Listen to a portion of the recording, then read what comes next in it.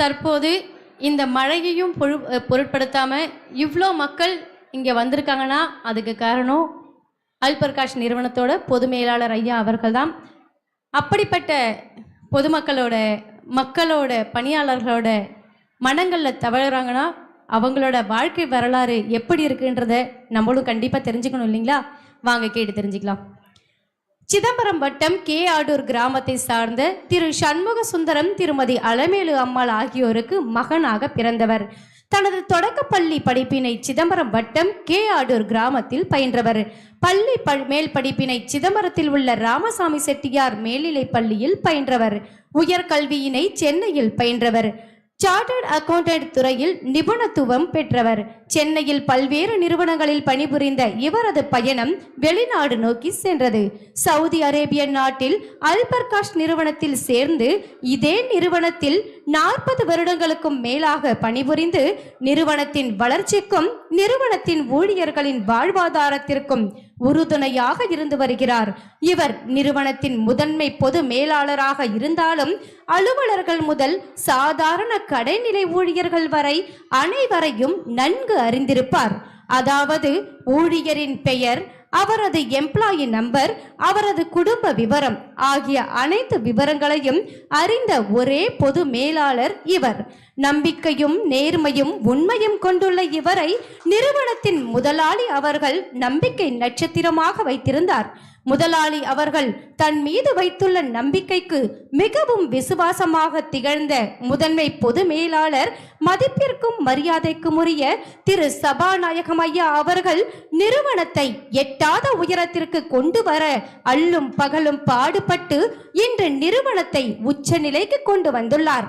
Corona பெருந்தொற்று காலத்தில் இந்த நிறுவனத்தில் பல்வேறு நிலைகளில் பணிபுரியும் அலுவலர்கள் மற்றும் பணியாளர்களுக்கு ஊதிய தட்டுப்பாடு வராமல், ஏன் ஓவர் டைம் தட்டுப்பாடு கூட வராமல் பார்த்து கொண்டவர். இவரின் மிக நேர்த்தியான திட்டமிடலே இதற்கெல்லாம் சாத்தியமானது. முதலாளிக்கு எந்த அளவுக்கு விசுவாசம் மிக்கவரோ அதைவிட தொழிலாளர்களின் நலனிலும் அதீத அக்கறை கொண்டவர். நிறுவனத்தின் வளர்ச்சி, நிறுவனத்தின் சொத்து உருவாக்கம் ஆகியவற்றில் திறம்பட செயலாற்றினாலும் அதே நேரத்தில் நிறுவனத்தின் சார்பில் பல்வேறு சமூக பொறுப்புணர்வு CSR ஆக்டிவிட்டிஸ் திட்டங்களை செயல்படுத்தி வருகிறார். உதாரணமாக கடற்கரை மாசுபடுதலை தடுத்தல், எதிர்கால சந்ததிகளுக்கு விழிப்புணர்வு ஏற்படுத்துதல், மரக்கன்று நடுதல் போன்ற பல்வேறு சமூக பொறுப்புணர்வு திட்டங்களை நிறுவனத்தின் சார்பில் மேற்கொண்டு வருகிறார். அலுவலர்கள் தொழிலாளர்களுக்கு உணவிற்கு தேவையான காய்கறிகளை இயற்கை முறையில் உற்பத்தி செய்து பாலைவனத்தை சோலைவனமாக மாற்றி சாதனையினை படைத்துள்ளார் நமது பொது மேலாளர் திரு சபாநாயகம் ஐயா அவர்கள். அலுவலர்கள் தொழிலாளர்கள் பணியினை பாராட்டி மாதாந்திர மதிப்பீட்டின் அடிப்படையில் ஆண்டுதோறும் பரிசுகள் வழங்கி கௌரவிக்கப்படுகின்றனர். பணியாளர்கள் அலுவலர்களுக்கு ஆண்டுதோறும் பல்வேறு விளையாட்டு போட்டிகள் நடத்தப்பட்டு பரிசுகள் வழங்கப்பட்டு வருகிறது. இது போன்ற செயல்பாடுகளால் மன ரீதியாக பணியாளர்கள் மகிழ்ச்சி அடைகின்றனர். பணியாளர்கள் அலுவலர்களின் கல்வி தகுதிக்கு ஏற்ப பயிற்சி வழங்கப்பட்டு நிறுவனத்தில் பணியமர்த்தப்படுகின்றனர். நிறுவனத்திற்கு ஆட்கள் தேர்வு செய்யப்படும் போது விசா, விமான கட்டணம் உள்ளிட்ட எந்த ஒரு கட்டணமும் பணியாளர்களிடம் வசூலிக்கப்படாமல் நிறுவனமே அதனை ஏற்றுக்கொள்கிறது. இதற்காக நிறுவனத்தின் முதலாளியிடம் பொது மேலாளர் திரு சபாநாயகம் ஐயா அவர்கள் பேசி இந்த சலுகைகளை பெற்றுத்தர காரணமாக இருந்து பணியாளர்களின் நலன் காக்கும் சக்தியாக இருந்து வருகிறார். எந்த நிலை வந்தாலும் வந்த நிலை மறவாத மாமனிதர் தான் மதிப்பிற்கும் மரியாதைக்கும் உரிய திரு சபாநாயகம் ஐயா அவர்கள். தான் தொடக்கப்பள்ளி படிப்பினை படித்த கே ஆடூர் அரசு பள்ளியினை மேல்நிலை பள்ளியாக தரம் உயர்த்த பாடுபட்டவர். இன்றும் கூட கே ஆடூர் அரசு பள்ளிக்கு பல்வேறு கூட்டமைப்பு வசதிகளையும் மாலை நேர சிறப்பு வகுப்பு மாணவர்களுக்கான சிற்றுண்டி வசதிகளையும் செய்து வருகிறார். கடலூர் மாவட்டத்தில் இருந்து 1000த்திற்கும் மேற்பட்ட அலுவலர்கள் பணியாளர்கள் இந்த நிறுவனத்தில் பணிபுரிய காரணமாக திகழ்பவர். தமிழகம் மட்டுமல்ல, இந்தியாவின் பிற மாநிலங்களில் இருந்து ஆயிரக்கணக்கானோர் பணிபுரிய காரணமாக திகழ்ந்து வருகிறார். இந்தியா மட்டுமல்லாமல் ஸ்ரீலங்கா, பங்களாதேஷ் ஆகிய நாடுகளில் பல்வேறு பணியாளர்களுக்கு வாய்ப்பு வழங்கி அவர்களின் வாழ்வாதாரத்திற்கு உதவி வருகிறார். அதிலும் குறிப்பாக நேபாள நாட்டில் இருந்து ஆயிரக்கணக்கானோர் பணிபுரிந்து வருகின்றனர். நேபாள நாட்டை சேர்ந்த பல இளைஞர்கள் மதிப்பிற்கும் மரியாதைக்கும் உரிய திரு சபாநாயகம் ஐயா அவர்களை போற்றி வணங்குகின்றனர்.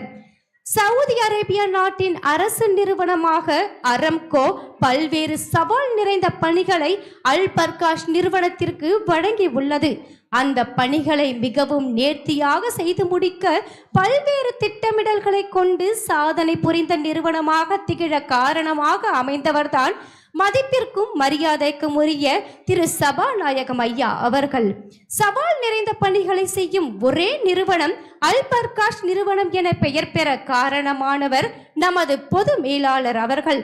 தன்னுடன் படித்த பழகிய நண்பர்களின் பிள்ளைகளுக்கும் தான் பிறந்த கிராமத்தை சார்ந்தோருக்கும் சிதம்பரத்தை சுற்றியுள்ள கிராமத்தை சார்ந்தோருக்கும் தனது நிறுவனத்தில் பணி வழங்கி அவர்களின் வாழ்வாதாரம் மேம்பட காரணமாக திகழ்பவர்.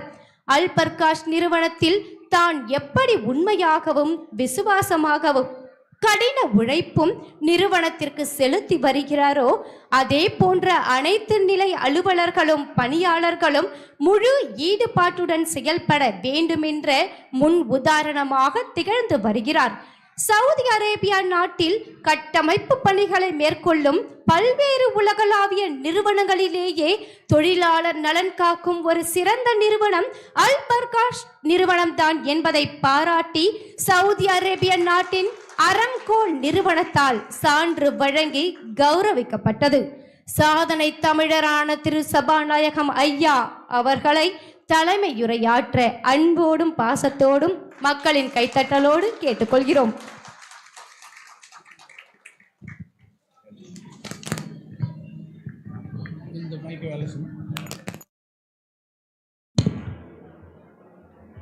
ஹலோ,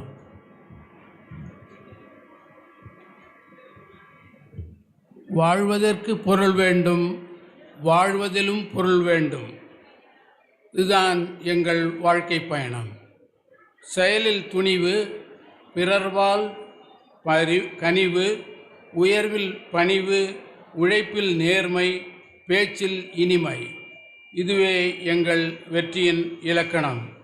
எனதருமை தளபதிகளே, தம்பிகளே, அவர்களின் குடும்பத்தாரே, அல்பர்காஷ் நிறுவனத்தின் அன்பு சொந்தங்களே, இங்கு மேடையை அலங்கரிக்க வந்திருக்கும் சிதம்பரம் நகர பெருமக்களே, மதிப்பிற்குரிய அண்ணன் திரு ஜேம்ஸ் அவர்களே, அண்ணன் திரு தோப்பு சுந்தர் அவர்களே, பொறியாளர் ரஜினி அவர்களே, எனது அன்பு தம்பி டாக்டர் ஏஎஸ் வேல்முருகன் அவர்களே, பிடி குணசேகரன் அவர்களே, எனது நண்பர் முனவர் அலி அவர்களே, அண்ணாமலை தொழிற்சங்க தலைவர் திரு மனோகர் அவர்களே, மிலன் ரெடிமேட்ஸ் உரிமையாளர் அவர்களே, பிஎம்கேவை சேர்ந்த நண்பர் திரு வரதன் அவர்களே, எனது அண்ணன் திரு ஞானசேகரன் அவர்களே, எனது சம்பந்தி பாசத்திற்குரிய அத்தான் முருகேசன் அவர்களே மற்றும் ஏனையோரே, மீடியா துறை நண்பர்களே, அல்லும் பகலும் அயராது உழைத்து இந்த விழாவை சிறப்புற நடத்தி கொண்டிருக்கும் எனது சிங்கங்களே, தம்பிகளே, எனது நிறுவனத்தின் சார்பால் மற்றுமுள்ள பெரியோர்களே, தாய்மார்களே, குழந்தைகளே, நண்பர்களே, எனது நிறுவனத்தின் சார்பாக உங்கள் அனைவருக்கும் எனது முதற்கண் வணக்கத்தை தெரிவித்துக் கொள்கிறேன். வாழ்வதற்கு பொருள் வேண்டும் என்ற காரணத்தால் கடல் கடந்தோம். வாழ்வதிலும் பொருள் வேண்டும் என்பதால் தான் நான் எழுவதை கடந்தும் இன்றும் உழைத்து கொண்டிருக்கிறேன். எனது அன்பு சகோதரர்களும் எனது அன்பு மகனும் மகளும் போதும் நிறுத்துங்கள் என்று கூறுகிறார்கள். அவர்கள் என் மீது கொண்ட பாசத்தால் அவ்வாறு கூறுகிறார்கள். அவர்கள் கூறுவது முற்றிலும் சரியான விஷயம்தான். இருப்பினும் ஓய்வு எடுத்தவர்கள் எல்லாம் ஓர் நூற்றாண்டாக வாழ்ந்து விட்டார்கள். நடப்பது நடக்கட்டும், எல்லாம் இறைவன் செயல் என்று நான் என் பயணத்தை தொடர்ந்து கொண்டே இருக்கிறேன். மேலும் எனது ஒரு தாழ்மையான கருத்து, எல்லா இடத்திலும் பதிவு செய்ய விரும்புவது, உழைக்காத உடம்பும் உபயோகத்தில் இல்லாத இரும்பும் விரைவில் துருபிடித்துவிடும் என்பதில் எனக்கு ஒரு நம்பிக்கை உண்டு. இந்த காரணத்தினால்தான் நான் இன்றும் உழைத்து கொண்டிருக்கிறேன். இன்னும் சற்று கூடுதலாக எனது தம்பி டாக்டர் ஏஎஸ் வேல்முருகன், அவர் தம்பியாக இருந்த போதிலும் நாங்கள் இருவரும் நண்பர்களாக தான் பழகுவோம். என்னை பல நேரங்களில் கடிந்து கொண்டிருக்கிறார், அண்ணா போதும் நிறுத்துங்கள் என்று. நான் நிறுத்துவதில்லை, நிறுத்துகிறேன் என்று கூறிக்கொண்டே தொடர்ந்து கொண்டிருக்கிறேன். அவர் மீண்டும் இன்று வீட்டில் சென்றவுடன் என்னோடு சண்டை போடுவார் என்றும் எனக்கு தெரியும். கடந்த எதற்காக நான் இதை செய்கிறேன் என்றால், கடந்த 3 ஆண்டுகளில் மட்டும் எங்கள் நிறுவனத்தில் 1091 பேர் புதிதாக வாழ்வு பெற்றுள்ளனர். அதில் இலங்கை, இந்தியா, வங்கதேசம், நேபாளம் என்று கூறும்போது நான் இங்கு ஒரு விஷயத்தை குறிப்பிட வேண்டும். இங்கு நேபாளத்திலிருந்து என்னுடைய பொறியாளர் ஒருவர் வந்திருக்கிறார். என்னுடைய முன்னாள் பொறியாளர். அவர் வேலை அரசாங்கத்தில் கிடைத்தவுடன் என்னை கேட்டுக்கொண்டார். நான் அவரை விடுவித்தேன். அவர் இப்பொழுது நேபாள அரசாங்கத்தில் பணி செய்து கொண்டிருக்கிறார். என்ஜினியர் பிரகாஷ் அவர்கள். இந்த கம்பெனியின் பேர் உள்ள பாசத்தால் அவர் நேபாளத்திலிருந்து இருக்கிறார். நேபாளத்திலிருந்து மட்டும் ஏறத்தாழ 2000 குடும்பத்திற்கு மேல் என்னோடு பணி செய்து கொண்டிருக்கிறார்கள். அப்படி ஒரு ஈடுபாடு இந்த கம்பெனியோடு. காரணம், என் தம்பி அவர் பேச்சில் குறிப்பிட்டது போல, நாங்கள் அவர்களை தொழிலாளிகளாக மட்டும் அல்லது சகத்தோழர்களாக மட்டும் பார்ப்பதில்லை. அதையும் தாண்டி அவர்கள் குடும்பத்தையும் நான் ஏற்றெடுத்து அதில் உள்ள கஷ்ட நஷ்டங்களை பார்ப்பதால் தான் இவர் நான் கேட்டுக்கொண்டேன், இத்தனை தூரம் வேண்டாம், வர வேண்டாம் என்று. இவருடைய தந்தையும் என்னோடு சூப்பர்வைசராக நீண்ட காலமாக 25 வருடங்களுக்கு மேலே பணி செய்து கொண்டிருக்கிறார். அவர் கேட்டுக்கொண்டதன் பேரில் நான் அடிக்கடி ஆட்களை எடுக்க நேபாளம் செல்லும்போது இவர் சிறுவராக இருப்பார். என்னை ரூமில் வந்து ஹோட்டலில் சந்திப்பார். நான் இவருக்கு அறிவுரைகள் கூறுவேன். இவர் ஒரு சிவில் இன்ஜினியரிங் பட்டதாரி, மிக சிறந்த படிப்பாளி. அதன் காரணமாக படித்து முடித்தவுடன் நான் கூறியது போல இவருக்கு வேலை கொடுத்தேன். என்னுடைய அலுவலகத்தில் சிறப்பாக பணி செய்து கொண்டிருந்தார். அங்கு அரசாங்க வேலை கிடைத்த போது என்னுடன் தயங்கி வந்து சொன்னார். நான் கூறினேன், உங்கள் வாழ்க்கை தான் முக்கியம், இந்த கம்பெனி நடத்த 1000 தம்பிகள் உள்ளார்கள், நீங்கள் உடனே போகலாம் என்று விடுவித்தேன். இப்பொழுது அரசாங்கத்தில் பணி செய்து கொண்டிருக்கிறார்கள். இப்படி இந்த கம்பெனி ஒவ்வொருவரையும் நாங்கள் அவர்களை வேலைக்காக உபயோகப்படுத்தி கொண்டு விட்டுவிடுவதில்லை. அவர்களுடைய சொந்த பிரச்சனைகளையும் நாங்கள் எங்கள் பிரச்சனைகளாக கருதுவதால் தான் அலி அவர்கள் பேச்சில் குறிப்பிட்டது போல, எங்கள் கம்பெனி களப்பணியில் இறங்கிவிட்டால் எந்த கம்பெனியும் எங்களுக்கு பின்னால் தான் நிற்க முடியும், எங்களை தகர்க்க முடியாது. நான் கடந்த மீட்டிங்கிலே உங்களிடம் கூறியது போல 7 கம்பெனிகள் சவுதி அரசாங்கத்தால் இதற்காக நியமிக்கப்பட்டிருக்கிறார்கள். நாங்கள் 5 வருடம், 3 வருடம், 7 வருடம் என்று அக்ரிமெண்ட் போடுவோம். இந்த 7 கம்பெனியில் மிக சிறிய கம்பெனி எங்களுடைய கம்பெனி தான். எங்களுடைய மொத்த எம்ப்ளாயி ஸ்ட்ரென்த் 7000 இருந்தது. அதில் இப்பொழுது தற்காலத்தில் 3500, 3800 பேர் உழைத்து கொண்டிருக்கிறார்கள். மற்றவர்கள் நான் 43 வருடமாக அந்த கம்பெனியில் இருக்கின்ற காரணத்தால் பலரும் அவர்களுடைய பிரச்சனைகள், இப்பொழுது பிரகாஷை குறிப்பிட்டது போல, பலரும் கம்பெனியிலிருந்து அவர்களாக விலகி அவர்கள் குடும்ப காரியத்திற்காகவோ குடும்ப விஷயத்திற்காகவோ அல்லது அவர்கள் திருப்தி அடைந்து விட்டார்கள் என்ற காரணத்துக்காகவோ விலகி சென்றவர்கள் தான் அனைவரும். நாங்களாக நீக்கியவர்கள் மிக மிக சொற்பம். எங்களது கம்பெனியை சேர்ந்து விட்டால் எங்களுடைய கம்பெனி சென்ட்ரல் கவர்மெண்ட்டை விட கேரண்டியான கம்பெனி. 74 வயசு 75 வயது உள்ளவர்களும் எங்களுக்கு இன்னும் வேலை செய்து கொண்டிருக்கிறார்கள். அவர்களால் இயலாது என்பது எங்களுக்கும் தெரியும், அவர்களுக்கு தெரியும். அவர்களை அதிலிருந்து சற்று அகற்றி அவர்களால் இயன்ற வேலையை கொடுத்து அவர்கள் எனக்கு போதும் என்று சொல்லும் வரை கம்பெனியில் வைத்திருப்போம். அதுதான் எங்களுடைய தனிச்சிறப்பு. எல்லோருடைய மனதிலும் இது நமது கம்பெனி என்ற எண்ணம் உருவாக இதுதான் காரணம். இந்த அவர்களை வேலை வாங்குகிறேன், சம்பளம் கொடுக்கிறோம் என்பது மட்டுமல்ல, அவர்கள் கூறியது போல அவர்களுடைய நான் என்னுடைய அதிகாரிகளோடு மீட்டிங்கில் அடிக்கடி கூறுவது, அவர்கள் வேலை செய்துவிட்டு வந்தால் அவர்களுக்கு கிடைக்க வேண்டிய ஓய்வு, சம்பளம் மற்றும் மருத்துவ வசதி உடனடியாக கிடைக்க வேண்டும் என்று உத்தரவும் இடுவேன். இதனால்தான் இன்று வரை எனது கம்பெனி பெரிய லெவலில் வளர்ந்துவிட்ட பிறகும் தொழிலாளர் நலத்துறையும் பாதுகாப்புத்துறையும் என்னுடைய நேரடி கட்டுப்பாடில் இருக்கிறது. ஏராளமான மேனேஜர்கள் என்னோடு உள்ள மேனேஜர்கள் அனைவரும் சிறந்த செயல்பாட்டாளர்கள். எனக்கு அதில் நம்பிக்கை உண்டு, அது உண்மையும் கூட. இருப்பினும் மனிதநேயம் என் அளவுக்கு அவர்களுக்கு இருக்கும். எனக்கு அதிலும் ஒரு நான் என்னுடைய கையிலே இருக்க வேண்டும் என்ற காரணத்தால் அது இன்றும் டைரக்டாக எனக்கு ரிப்போர்ட் வரும்.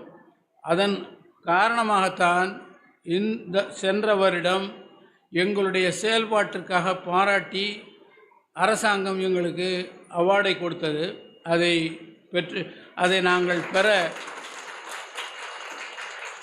எல்லோரும் அலுவலகத்தில் அனைவரும் அதற்கு ஒத்துழைத்தார்கள். அதில் குறிப்பாக முன்னின்று செயல்பட்டவர்கள் தம்பி விஜயகுமார் தம்பி மணிகண்டன் அவர்களும். இவர்கள் அந்த தொழிலாளர் நலத்துறையின் மேலதிகாரிகள், என்னுடைய ஆணையை செயல்படுத்தக்கூடியவர்கள். அவர்கள் தொடர்ந்து எனக்கு யோசனைகளை சொல்லிக்கொண்டே இருப்பார்கள்.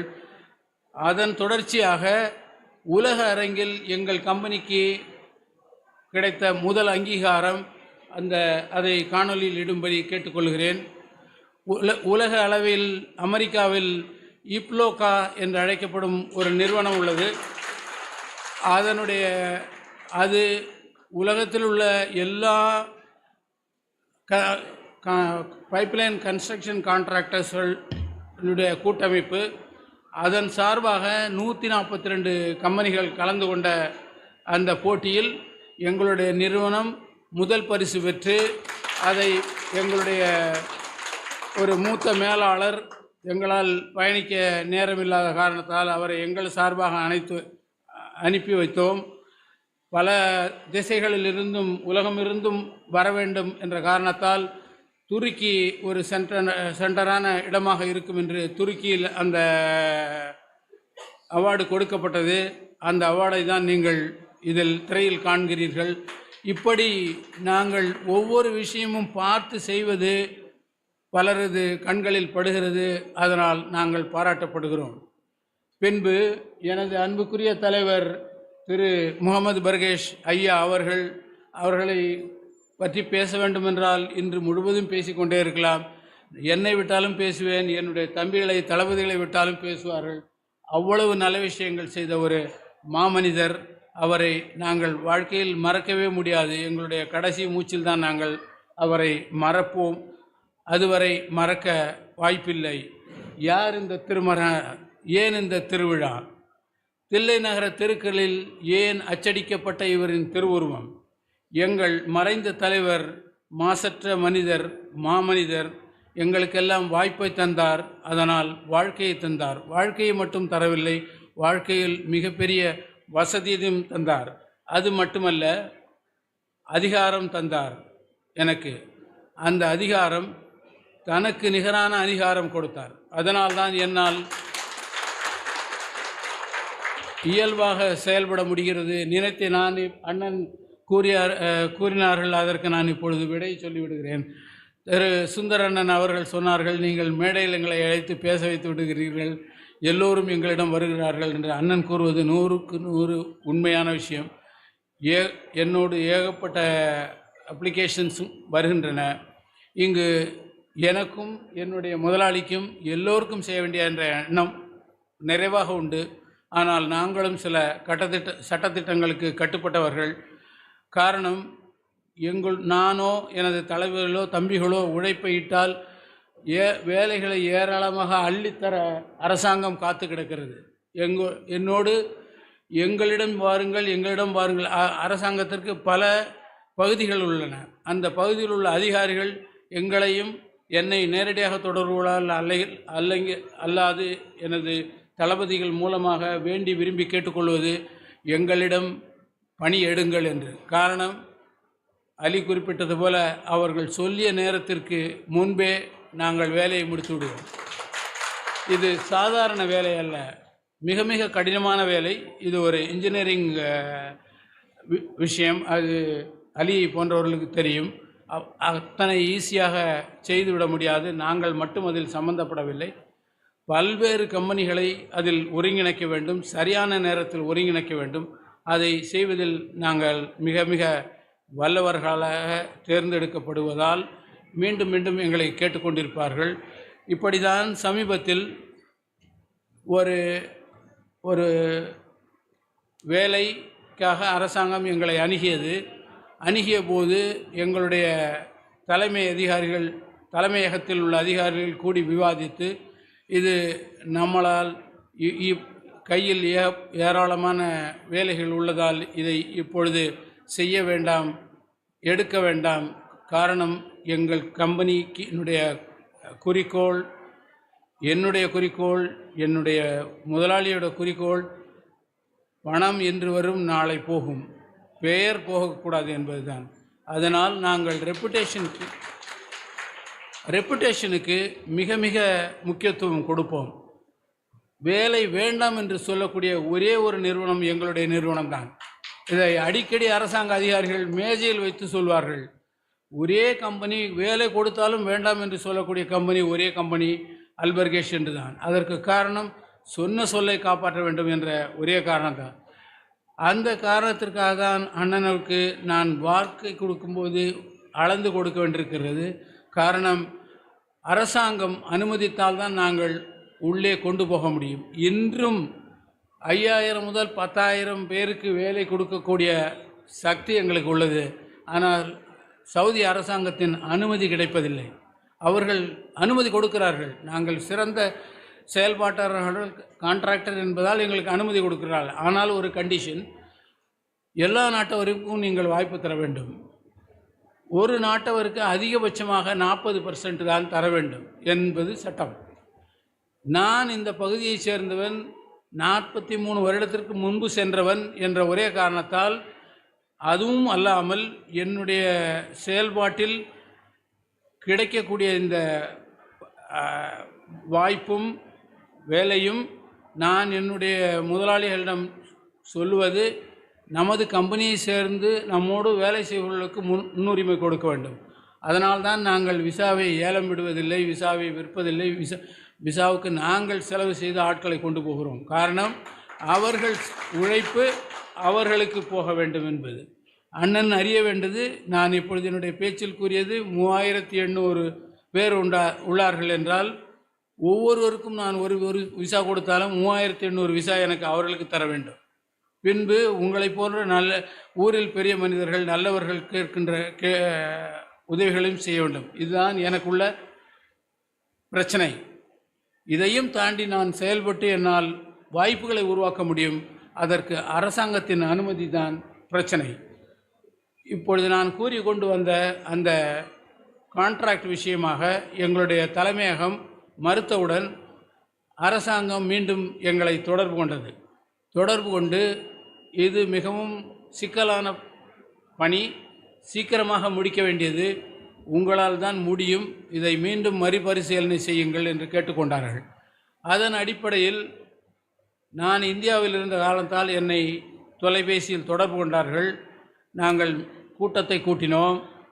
நான் கூறினேன், இது ஏறத்தாழ 1800 கோடி மதிப்புள்ள ஒரு மிக மிக சிக்கலான பணி, இபிசி கான்ட்ராக்ட் என்று சொல்வார்கள்.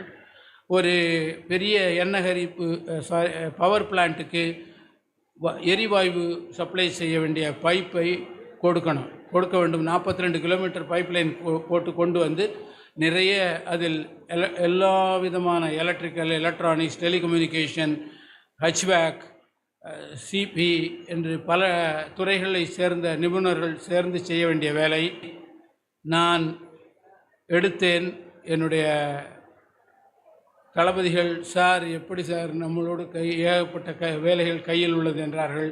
எப்பொழுதும் போல் நீங்கள் எனக்கு கை கொடுங்கள், துணை நில்லுங்கள், என்ன நடக்கிறது என்று பார்ப்போம் என்றேன். நடந்த விபரத்தை அரசாங்க அதிகாரிகள் கூறுவதை நீங்கள் வீடியோவில் கேட்கலாம்.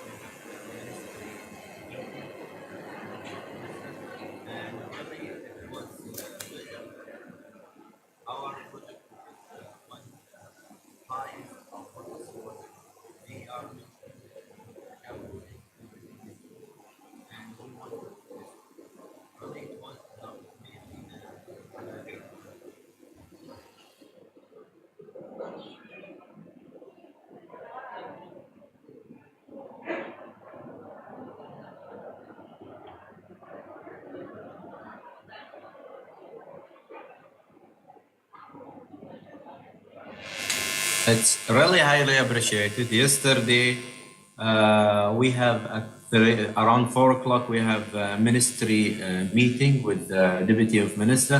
And really, it was a pleasure that our project, which is one of the highest or hottest project, they are mentioning there is no challenging, everything is smooth, and we want to keep this one. Really, it was this is the much more positive project that we have in this group, so that we want to keep it, gentlemen. This was the only project which was exceeding the target in all areas, engineering, procurement, construction. This was the only project. Yes, and we are having this issue being recognized by the second man in the ministry yesterday in the leaders. So it's really worth it. It's really, we are proud of your attitude, gentlemen. We want to keep in this momentum, okay?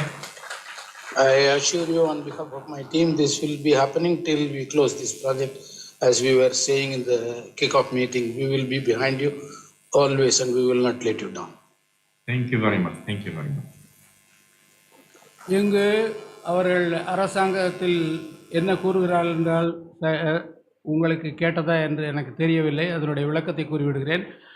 Deputy minister of the department, ministry of எனர்ஜியின் கீழ் வருகிறது இந்த பணி. அவர்கள் கூறுவது இன்று நடக்கும் அத்தனை பணிகளிலும் ஒரே ஒரு பணி மட்டும்தான் எங்கள் திட்டத்தை தாண்டி செயல்பட்டு கொண்டிருக்கிறது என்று கூறுகிறார்கள். இதை எதற்கு கூறுகிறேன் என்றால், நாங்கள் வேண்டாம், எங்களோடு ஏகப்பட்ட பணிகள் உண்டு என்று கூறிய பொழுதும் அவர்கள் எங்கள்பால் கேட்டுக்கொண்டதன் பெயரில் எடுத்த பிறகும் எனது தம்பிகளும் தளபதிகளும் எவ்வளவு திறமை வாய்ந்தவர்கள் என்பதை நீங்கள் நேரடியாக தெரிந்து கொள்ளலாம். அப்படிப்பட்ட செயல் வீரர்கள் இவர்கள். அதன் வாயிலாக தான் எங்களுக்கு மீண்டும் மீண்டும் வாய்ப்பு கிடைக்கிறது, பலருக்கும் வாழ்க்கை கிடைக்கிறது. அண்ணன் அவர்களுடைய கோரிக்கையும் நான் மனதில் வைத்திருப்பேன் என்று கூறிக்கொள்கிறேன். அதில் இவருடைய 2 தளபதிகளும் அடக்கம் இந்த வெற்றியில் என்பதை இங்கு கூறிக்கொள்ள விரும்புகிறேன். நான் எனது முதலாளி அவர்கள் எனக்கு அதிகாரத்தை கொடுத்தார்கள் என்று கூறினேன். அது எப்படிப்பட்ட அதிகாரம் என்றால்,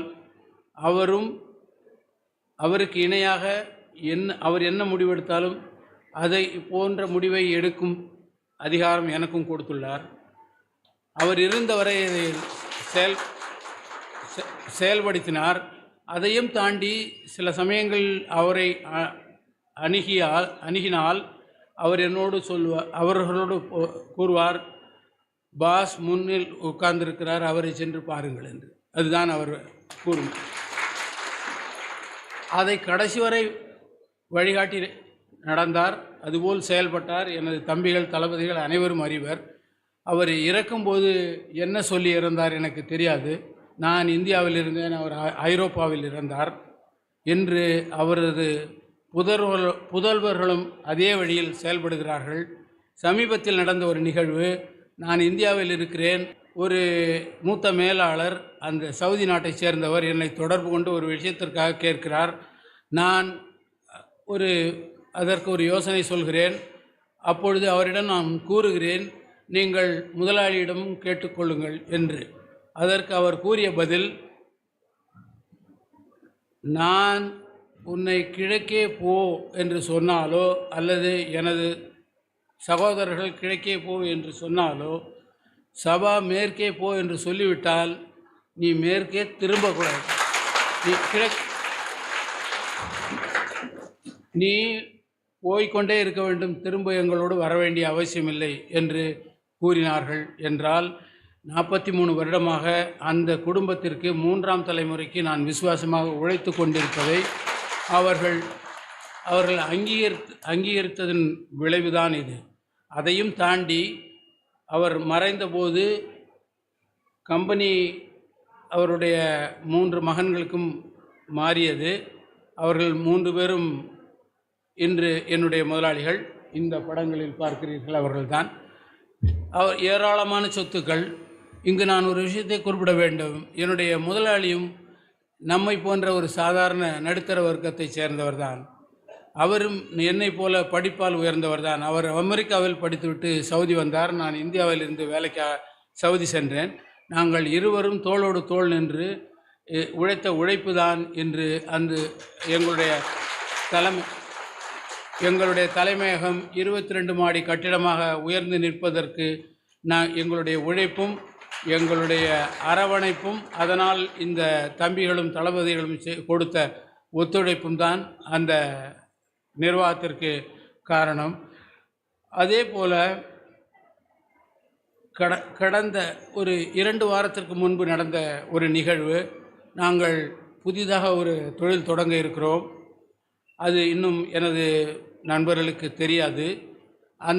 அதற்கான முதல் கூட்டம் எனது முதலாளி ப்ளஸ் இனி ஒரு சவுதி முதலாளி, ஹங்கேரி நாட்டைச் சேர்ந்த ஒரு தொழிலதிபர், 3வரும் கூட்டாளிகளாக தொடங்க இருக்கிறார்கள்.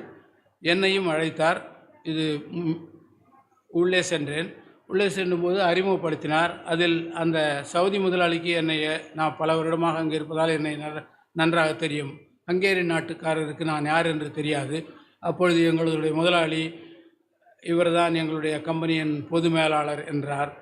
அப்பொழுது அவர் சொன்னார், நீங்கள் இப்போ நடத்தி கொண்டிருக்கும் கம்பெனிக்கு பொது மேலாளரா என்று கேட்டார். உடன் எங்களுடைய முதலாளி சொன்னது, அது மட்டுமல்ல, எனக்கு, உனக்கு, இவருக்கு எல்லோருக்கும் இவர்தான் பொது முதலாளர் என்றால்தான் நாம் இந்த தொழிலை செய்ய போகிறோம் என்று எடுத்த வாக்கில் கூறினார். அது உழைப்புக்கு கிடைத்த ஒரு அங்கீகாரம். நிச்சயமாக அந்த இடத்தில் நான் நெகிழ்ந்து போனேன். காரணம், அவர் ஒரு துடிப்பான இளைஞர், மிக சிறந்த புத்திசாலி. என்னுடைய முதலாளி என்பதற்காக சொல்லவில்லை. அவரும் ஒரு சிறந்த பல்கலைக்கழகத்தில் படித்தவர் தான். எந்த விஷயங்களையும் மிக நுண்ணியமாக குயிக்காக அப்சர்வ் பண்ணக்கூடிய அவர் இப்படி சொல்ல ஒரே காரணம், நான் அவர்களுக்கு தன்னலமற்று உழைத்ததும் என்னுடைய தளபதிகளும் தம்பிகளும் உழைத்ததன் காரணமாகத்தான். என்னோடு அவர் கூறுவார், சபா, நமக்கு ஆட்கள் வேண்டும், ஆனால் இந்த அரசாங்கம் இப்படி செய்கிறது, நமக்கு எல்லோரும் இந்தியர்களாக இருந்து விட்டால் நல்லது என்பார். பல நேரங்களில் அவர் அதை என்னோடு கூறி வருத்தப்படுவார். அப்படி நடந்த நிகழ்வுகள் உண்டு. எனவே வாய்ப்புகளுக்கு நிறைய வாய்ப்புகள் இருக்கிறது. இங்கு கவனிக்க வேண்டிய விஷயம் அரசாங்கத்தின் கட்டுப்பாடு, சவுதி அரசாங்கத்தின் கட்டுப்பாடு. அவர்களையும் குறை சொல்ல முடியாது. காரணம், ஒரு நாட்டையவரே எல்லாரும் வந்துவிட்டால் அவர்களுக்கு வேறு சில பொலிட்டிக்கல் ரிலேட்டடான ப்ராப்ளங்கள் வரும் என்ற காரணத்தால் அவர்கள் அந்த தடை விதிக்கிறார்கள். இது எல்லாவற்றிற்கும் காரணம் செயல் துணிவு. விடையறிந்து எழுதுவது தேர்வு, விடையறியாமல் எழுதி கொண்டிருப்பது வாழ்வு. சொடுக்கி விடும் நேரத்தில் அடுக்கி வைத்த ஆசைகள் அனைத்தும் நிறைவேறிவிட்டால் வாழ்வு எதற்கு, வாழ்க்கை எதற்கு? எனவேதான் முடியும் என்று எழுந்துவிட்டால் சாதனை, முடியாது என்று இருந்துவிட்டால் வேதனை. சாதனை படைக்க பிறந்தவர்கள்தான் எனது தம்பிகளும். அவர்களுக்கு தட்டி கொடுத்து வேலை வாங்கும் பொழுது அரேபிய மண்ணில் எங்கள் நிறுவனமும் ஒரு ஆச்சரியக்குறி, நாங்கள் அனைவரும் ஒரு ஆச்சரியக்குறி. அலி அவர்களே உங்களுக்கு முன்பு ஐ விட்னஸாக அதை சொன்னார்கள். அவர்கள் பல கான்ட்ராக்டர்களிடம் வேலை வாங்குவார். அவரும் எனக்கு வேலை கொடுத்த ஒரு முதலாளி தான் நண்பர் அலி. அவர் அரசாங்கத்தில் உயர் பதவியில் இருந்த காரணத்தால் நாங்கள் அவரோடும் வேலை செய்திருக்கிறோம். என்னுடைய ஆரம்ப காலகட்டங்களில் நிறைய துணை புரிந்தவர். அவருக்கு எங்களுடைய வேலையை பற்றி தெரியும். தேனீக்களாய் செயல்படுவார்கள் எனது தம்பிகள். அதனால் இன்று ஆயிரம் குடும்பங்கள் செழித்தோங்குகின்றன. அந்த உழைப்பின் காரணமாக எங்கள் முதலாளி எங்களுக்கு அதிகாரம் இடமும் கொடுத்த காரணத்தால், செல்வம் கொடுத்த காரணத்தால் நடந்தது என்ன? எங்கள் இல்லங்களில் எல்லாம் செல்வங்கள், குழந்தை செல்வம், கல்வி செல்வம், பொருள் செல்வம் இது கிடைக்க அந்த பெருமகனார் மிக மிக உதவியாக இருந்தார். அதனால்தான் இவர்கள் நாங்கள் அழைத்த கூட்டம் இல்லை, தானாக வந்த கூட்டம். சிறப்பு அழைப்பாளர்களை தவிர வேறு யாரையும் நான் அழைப்பதில்லை. ஆனால் எங்களுடைய கம்பெனியில் பிராட்காஸ்டிங் என்று ஒரு ஸ்டேஷன் உண்டு. அதில் நான் இத்தனாம் தேதி இந்த இடத்தில் நம்முடைய தலைவருக்கு பாராட்டு விழா நடத்துகிறோம் என்று இவ்வளவு பேரும் வந்திருக்கிறார்கள். திருநெல்வேலியிலிருந்து வந்திருக்கிறார்கள், ராமநாதபுரத்திலிருந்து வந்திருக்கிறார்கள், மதுரையிலிருந்து வந்திருக்கிறார்கள், கோயம்புத்தூரிலிருந்து வந்திருக்கிறார்கள், பல ஊர்களிலிருந்து வந்திருக்கிறார்கள். அவர்களின் பால் உள்ள பற்றின் காரணமாக வந்தவர்கள். இதே போல இனி ஒரு நிகழ்ச்சியும் நான் இங்கு குறிப்பிட வேண்டும். இது சமீபத்தில் ஒரு 10 ஆண்டுகளுக்கு பிறகு ஒரு குறிப்பிட்ட துறையின் தலைவராக ஒரு புதியவர் வந்தார்.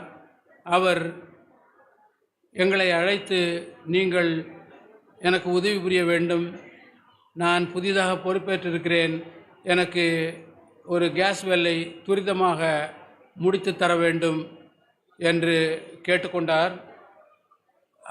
அதன் அடிப்படையில் இதற்கு முன்பு இன்று வரை இந்த வேலையில் நாங்கள் செய்து வைத்திருக்கும் ரெக்கார்டை எந்த கம்பெனியும் உடைக்க முடியவில்லை. அரசாங்கம் இதற்காக எங்களுக்கு தருவது 60 நாட்கள். 60 நாட்களில் ஒரு எண்ணெய் கிணறிலிருந்தோ அல்லது ஒரு எரிவாயு கிணறிலிருந்தோ உற்பத்தியை தொடங்கிவிட வேண்டும். இதுதான் எங்களுடைய பணி. நாங்கள் இதற்கு முன்பு செய்து வைத்த சாதனை 18 நாட்கள். இந்த 18 நாட்களை ஏறத்தாழ 4 வருடமாக யாராலும் இதுவரை முறியடிக்க முடியவில்லை. இங்கு நான் குறிப்பிட வேண்டியது, எங்களுடைய நிறுவனம் சிறிய நிறுவனம் என்று. எங்களுடைய போட்டியாளர்களுடைய நிறுவனம், அதில் 4 பல்நாட்டு நிறுவனங்கள் உள்ளது. கன்னட நாட்டைச் சேர்ந்த ஒரு நிறுவனம் உள்ளது, அவரிடம் 55,000 தொழிலாளர்கள் உள்ளார்கள். சவுதியை சேர்ந்த ஒரு நிறுவனம் உள்ளது, அவரிடம் 45,000 உழைப்பாளர்கள் உள்ளார்கள். அதில் ஒரு பங்குதாரர் கேரளத்தைச் சேர்ந்த ரவி என்று நீங்கள்லாம் கேள்விப்பட்டிருப்பீர்களா என்று தெரியாது. அவர் பிரைவேட் ஜெட் வைத்திருக்கிறார், அவரும் உண்டு. அது அல்லாது லெபனானை சேர்ந்த 2 நிறுவனங்கள், 33,000 தொழிலாளர்கள், 17,000 தொழிலாளர்கள் கொண்ட நிறுவனங்கள். அவர்களால் முடியவில்லை, எங்களால் முடிகிறது என்றால் எப்படி என்ற ஒரு கேள்வி வரும். நீங்கள் பண்டைய காலங்களில் கேள்விப்பட்டிருப்பீர்கள், மிகப்பெரிய அரசர்களை மிக சிறிய அரசர்கள் தோற்கடித்த வரலாறு உண்டு நம்மளது தமிழ் வரலாற்றில்.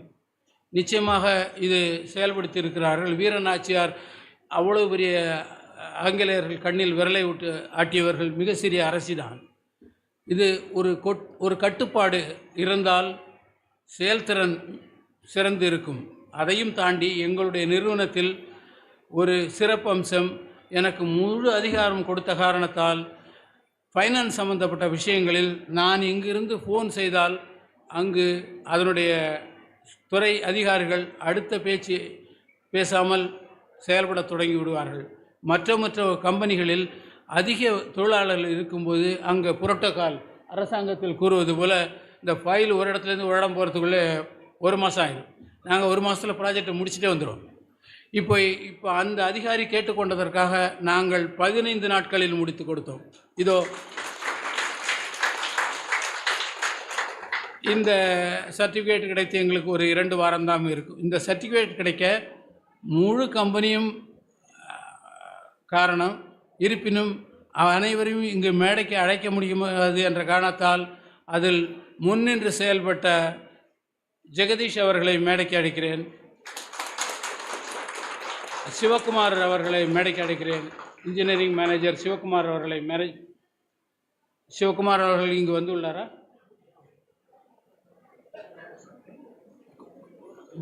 குரு பிரசாந்த் அவர்களை மேடைக்கு அழைக்கிறேன். குமாரவேலு அவர்களை மேடைக்கு அழைக்கிறேன். குமாரவேலு அவர்களை மேடைக்கு அழைக்கிறேன்.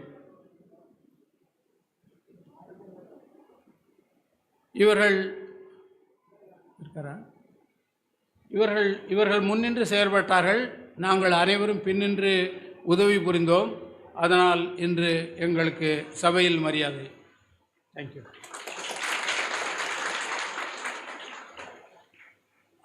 அதேபோல் கடந்த மீட்டிங்கில் நான் ஒரு விஷயம் குறிப்பிட்டேன். அதை எப்படி சொல்வார்கள் என்றால் செக்யூரிட்டி ஃபென்ஸ் என்று கூறுவார்கள்.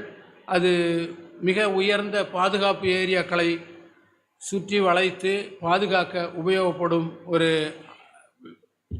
அதை தமிழில் கூறும்போது வேலி என்று தான் கூற முடியும். நாம் மின்வேலி அமைக்கிறோம் அல்லவா, அதுபோல் ஒரு வேலி.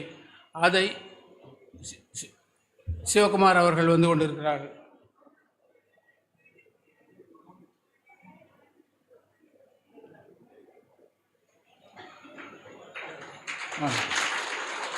இவர் பொறியியல் மற்றும் திட்டத்துறையின் பெருந்தலைவர், சேலத்தை சேர்ந்தவர், சுறுசுறுப்பானவர், ஓய்வறியா சூரியன் என்று நீங்கள் அடிக்கடி மேடையில் முழங்குவீர்கள். எங்கள் கம்பெனியின் ஓய்வறியா சூரியன். இவர் சிறந்த செயல்பாட்டாளர். அந்த 15 நாள் சாதனைக்கும் இவர் சொந்தக்காரர். அதற்கு முன்பு பார்த்த இந்த 1800 கோடி வேலைக்கும் சொந்தக்காரர் இவர் என்று கூறிக்கொள்வதில் பெருமைப்படுகிறேன். இது போட்டாச்சா? சால்வ் போட்டாச்சா? இருந்தீங்களா? ஓகே.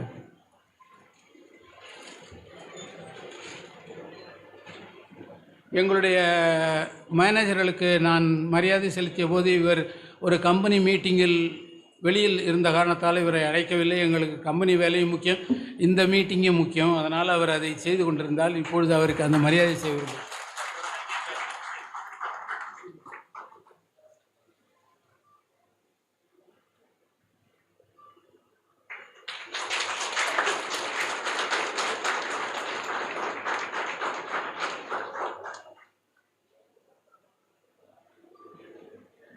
அவரை ஓய்வறியா சூரியன் என்று நான் கூறுவதற்கு காரணம், எப்பொழுது ஃபோன் அழைத்தாலும் இரவோ பகலோ காலையோ அதிகாலையோ சார் சொல்லுங்கள் சார் என்பார். அப்படிப்பட்ட ஒரு உழைப்பாளி, சிறந்த செயல்பாட்டாளர், எனக்கு பெருஉதவி செய்யக்கூடியவர். அந்த நிறுவனத்தை நாங்கள் வேறொரு கம்பெனி நடத்தி கொண்டிருந்தது. அவர்களால் சரியாக செயல்பட முடியவில்லை. அதை அவர்கள் கொடுக்க போகிறார்கள் என்று கேள்விப்பட்டு நாங்கள் அதை விலைக்கு வாங்கினோம். அதை சிறப்பாக செயல்படுத்தி விட்டோம் என்று கடந்த மீட்டிங்கில் நான் கூறியிருந்தேன். அது இன்று இன்னும் சிறப்பாக செயல்பட்டு கொண்டிருக்கிறது. அதனை தலைமையேற்று நடத்தும் திரு பொறியாளர் முத்துகிருஷ்ணன் அவர்களை வர வேண்டும் என்று கேட்டுக்கொள்கிறேன். இவர்தான் அதனுடைய தலைவராக இருந்து செயல்படுகிறார். இனி ஒரு விஷயம் நாம் நீங்கள் குறிப்பிட வேண்டும். நீங்கள் கவனித்திருப்பீர்கள், எனது தளபதிகள் அனைவரும் எல்லாம் இளம் சிங்கங்கள். பொதுவாக ஒரு கம்பெனியில் பொறுப்பை கொடுக்க யோசிப்பார்கள். நான் குறிப்பை பார்த்துவிட்டு உடனே பொறுப்பை கொடுப்பேன். அது தோற்றதாக சரித்திரமில்லை. 43 வருடங்களாக நாங்கள் தொடர்ந்து செயல்பட்டு கொண்டிருக்கிறோம். இவரும் அப்படித்தான். இவரும் எனது ஆடூரை சேர்ந்த நபர் என்பதை பெருமையோடு கூறிக்கொள்கிறேன். இதனுடைய சரி வீட்டு விஷயம் இனி ஒரு நிகழ்வு, இது என்னுடைய தம்பி தளபதிகளுக்கு எட்டி இருக்க வாய்ப்பில்லை. கடந்த மீட்டிங்கில் நான் குறிப்பிட்டேன், பஞ்சாபை சேர்ந்த ஒரு மிகப்பெரிய நிறுவனத்தின் அரேபிய கிளையை நாங்கள் 75% கைப்பற்றினோம் என்று. அது ஒரு பெயர் பெற்ற நிறுவனம், எம்என்சி என்று கூறுவார்கள். பல நாட்டில் வேலை செய்யக்கூடிய அந்த நிறுவனம்.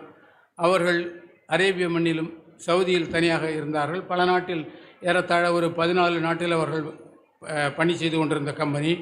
இந்தியாவிலேயே வடநாட்டில் பஞ்சாபை சேர்ந்ததால் வடநாட்டில் மிக பிரசித்தி பெற்ற கம்பெனி பொன்ச்லாய்டு இண்டஸ்ட்ரீஸ் என்று சொல்வார்கள். எங்களுடைய துறையில் மிக நிபுணத்துவம் பெற்ற கம்பெனி.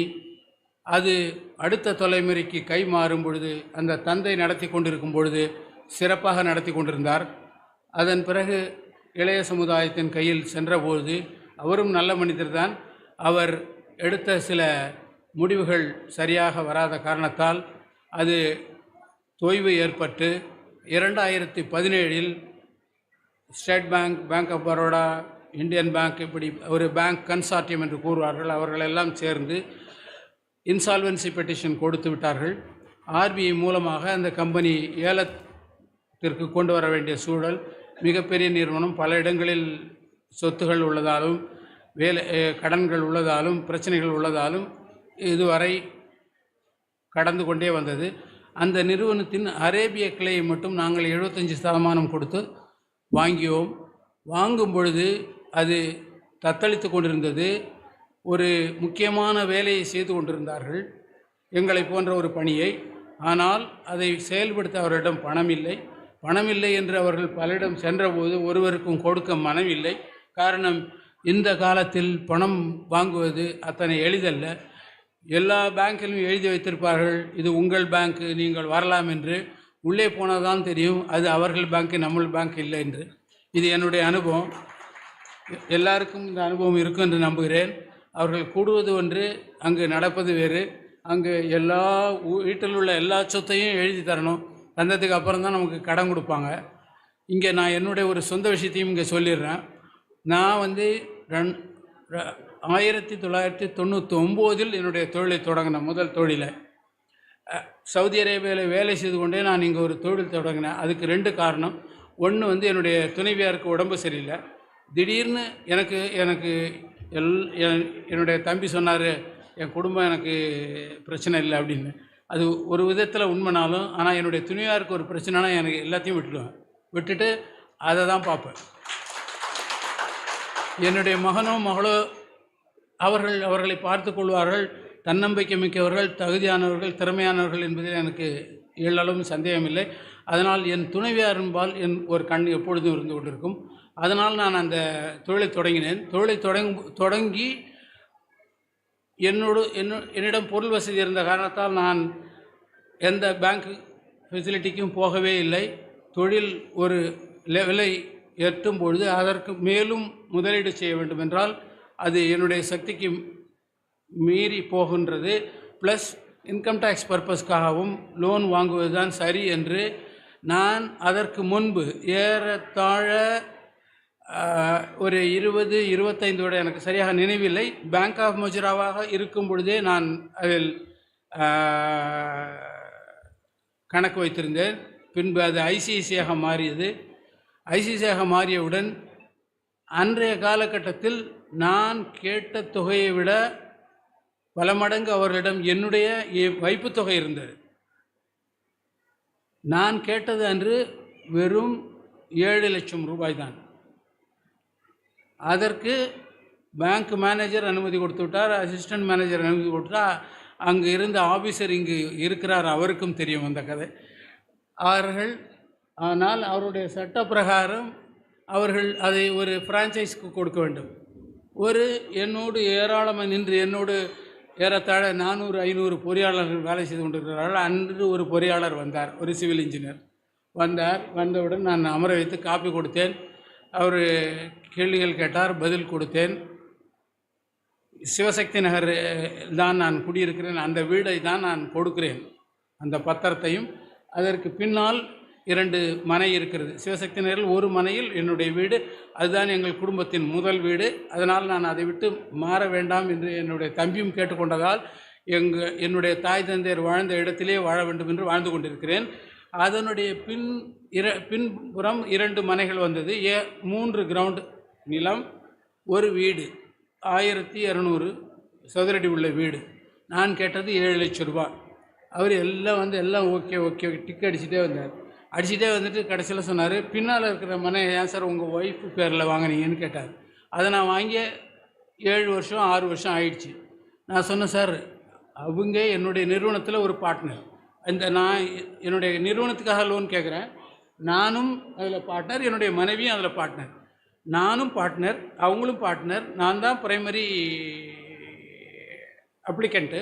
நான் கையெழுத்து போடுறேன். என்னுடைய சொத்து 30 லட்சம் 40 லட்சம் போகும். அவங்களோட இல்லை சார், இது டெக்னிக்கலாக பண்ண முடியாது சார். நான் வாழ்த்துக்கள் சார், போயிட்டு வாங்கன்னு சொன்னேன். இல்லை சார், வேறு ஏதாவது இருந்தால் கொடுங்க, உங்கள்கிட்ட வேறு பேசுறதுக்கு ஒன்றும் இல்லை சார், நீங்கள் போயிட்டு வாங்க சார்னு சொல்லிட்டேன். அதோட மறுநாள் பேங்க்குக்கு போனேன். பேங்க்குக்கு போயிட்டு சார் ஒன்றுமே வேணாம் சார், என்கிட்ட பணம் இல்லாத உங்கள்கிட்ட வரல, என்கிட்ட என்ன பணம் இருக்குன்னு உங்களுக்கே தெரியும், உங்கள் லோனே வேணாம், நான் போய் லோன் வாங்கிக்கிறேன்னு சிட்டி யூனியன் பேங்க்கில் லோன் வாங்கினேன். கடைசியில் இப்போ கம்பெனியை நான் 2018 ஒரு பெரிய லெவலில் அது வளர்ந்ததுக்கப்புறம் விற்கும் பொழுது அதில் எனக்கு பல கோடி ரூபாய்கள் இது இருந்தது, லைபிலிட்டிஸ் ஓடி இருந்தது. எல்லாத்தையும் நல்ல முறையில் முடித்து அழகாக கம்பெனியை முடித்து கொடுத்தேன். இது ஒரு உதாரணத்துக்காக சொல்கிறேன். நம்ம மெயின் சப்ஜெக்ட்டுக்கு போவோம். அந்த கம்பெனிக்கு பணம் கொடுக்கவோ அதை கம்பெனி வாங்கவோ யாரும் தயாராக இல்லை. அப்படிப்பட்ட சூழ்நிலையில் என்னை தொடர்பு கொண்டார் என்னுடைய முதலாளி, இப்பொழுது இருக்கின்ற முதலாளி. இவர் என்னை தொடர்பு கொண்டபோது நான் சொன்னேன், இது நமக்கு வேணுமா என்று கேட்டேன். இல்லை, நாம் வாங்க வேண்டும் என்றார்.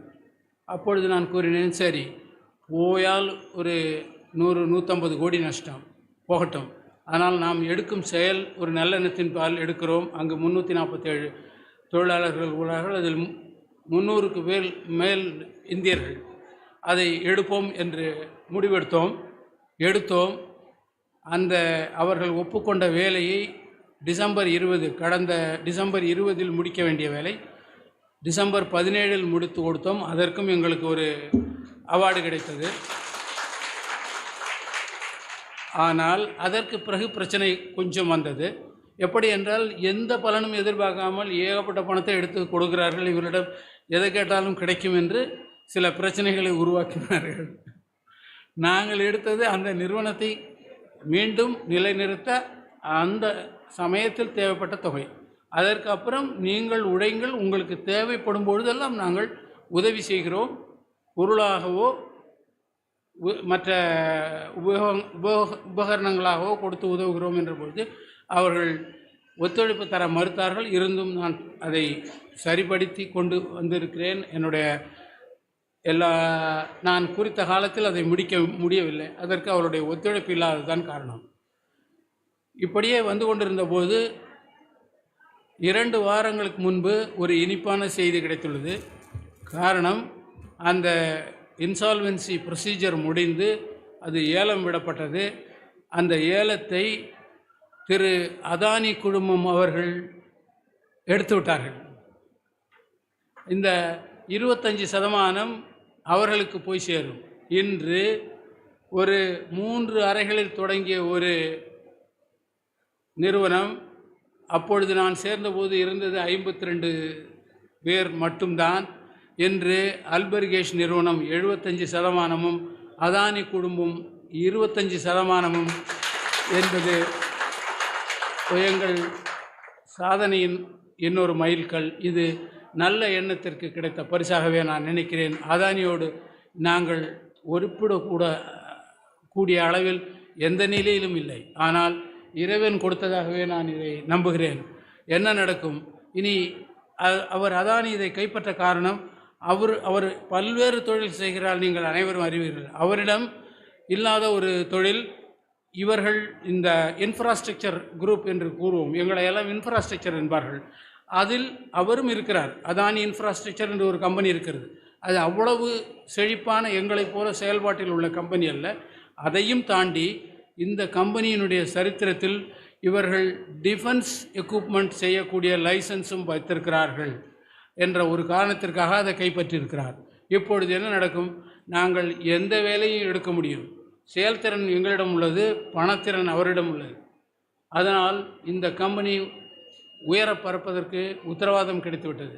இது நல்லெண்ணத்தின் அடிப்படையால் வந்த ஒரு பரிசு. அப்படி இல்லை என்றால் அவர் எங்களுடைய பங்கை கேட்டாலும் பிளாங்க் செக்கு கொடுத்து கேட்பார். நாங்கள் வேண்டியதை எழுதி கொள்ளலாம். இதுதான் நடக்கப் போகிறது. பட்ட கஷ்டத்திற்கு பலன் நடராஜ பெருமான் கொடுத்து விட்டான் என்பதுதான் யதார்த்தம். எனவே இறுதியாக நான் சொல்லிக்கொள்வது, அரேபிய மண்ணில் தலைமுறைகள் மாறும்பொழுது மிக மிக என்னுடைய தம்பிகள் தளபதிகள் பின்னர் அவர்கள் வாயிலாக குடும்பத்தார் அறிந்திருப்பார்கள், மிக மிக பெரிய பெரிய நிறுவனங்கள் சரிந்துவிடும் அடுத்த தலைமுறைக்கு போகும்பொழுது. அந்த பழைய தலைமுறையின் எழுச்சி அடுத்த தலைமுறைக்கு வராது. அப்படி தான் நடந்துள்ளது. எங்களுடைய கம்பெனியை பற்றியும் பல நேரங்களில் மிகவும் பாராட்டி பேசும் அரசாங்க உயர் அதிகாரிகள் என்னோடு கூறுவது, சபா, எங்களுக்கு இரண்டு பிரச்சனைகள் தான். ஒன்று, இது ஒரு குடும்பத்தை சார்ந்த நிறுவனம். நாளை தலைகள் போயால் என்ன நடக்கும்? உங்களை இந்த அளவுக்கு நாங்கள் நம்புகிறோம், வளர்த்திருக்கிறோம். நாட்டிற்கும் நீங்கள் தேவை. ஆனால் நாளை என்ன நடக்கும் என்ற தயக்கம் எங்கள் மனதில் இருந்து கொண்டே இருக்கிறது என்று சொல்வார்கள். அப்பொழுதெல்லாம் நான் கூறுவேன், சார், நீங்கள் கவலைப்பட வேண்டாம். நாங்கள் நிறுவனத்தை நடத்துவது, நாங்கள் உண்மையிலேயே டெமோக்ராட்டிக் பார்ட்டி. உண்மையிலேயே எங்களுடைய நிர்வாகம் ஒரு முடிவெடுக்கும் போது முடிவெடுக்கும் அதிகாரம் எனக்கும் முதலாளிக்கும் இருந்தாலும் அத்தனை அந்த டிபார்ட்மெண்ட் முதல்வர்களையும் அழைத்து ஆலோசித்து நான் என்னுடைய கருத்தை உள் வைத்திருந்தாலும் நான் கூற மாட்டேன். கடைசி வரை ஒவ்வொருவரும் கருத்தையும் கேட்டு கடைசியில் என்னை கேட்பார்கள். அப்பொழுது நான் என்னுடைய முடிவை சொல்லி அந்த முடிவிற்கான காரணத்தையும் சொல்வதால் அவர்கள் அதை முழுமையாக ஏற்றுக்கொள்வார்கள். காரணம், உங்கள் தலைமையின் கீழ் வேலை செய்பவர்களை நீங்கள் மதித்து நடக்க வேண்டும். அவருடைய கருத்துகளுக்கு நீங்கள் மதிப்பளிக்க வேண்டும். கருத்துகளுக்கு மதிப்பளிக்காத நேரம் வரும்பொழுது அதற்கான காரணங்களை சொல்ல வேண்டும். அப்பொழுதுதான் அவர்கள் நாங்களும் பார்ட்டி டு த டிசிஷன், இந்த முடிவில் எனக்கும் பங்குண்டு என்ற எண்ணம் அவர்களுக்கு வரும். அது செயலில் பிரதிபலிக்கும். அப்படி நான் கூறும் பொழுது அரசாங்கத்துக்கு கூறுவேன், நீங்கள் நினைப்பது போல இது ஒரு குடும்ப கம்பெனியோ அல்லது ஒரு தனிநபர் நடத்துவதோ அல்ல.